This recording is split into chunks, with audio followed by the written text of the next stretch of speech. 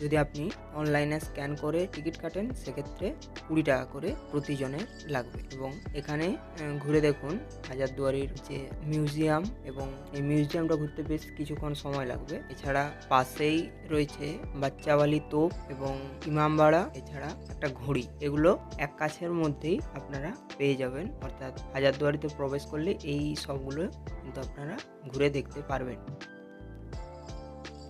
এই হাজারদুয়ারির পুরনো নাম ছিল বারাকাঠি বা নিজামত কিলা। অনেকেই ভেবে ভুল করেন যে হাজারদুয়ারি নবাব সিরাজউদ্দৌলার তৈরি, কিন্তু হাজারদুয়ারি তৈরি করেন মির্জাফরের বংশধর নবাব নাজিম হুমায়ুন, যার তত্ত্বাবধানে কর্নেল ডানকান ম্যাকলিওড 1837 সালে এই হাজারদুয়ারি প্যালেস নির্মাণ করেন।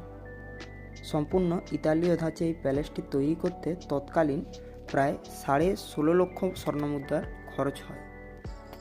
এই প্যালেসটিতে প্রায় 1000টি দরজা রয়েছে, তাই এর নাম হাজারদুয়ারি। তবে 100টির মতো দরজা সম্পূর্ণরূপে নকল। শত্রুপক্ষকে ধোঁকা দেওয়ার জন্যই এইসব নকল দরজা তৈরি হয়েছিল।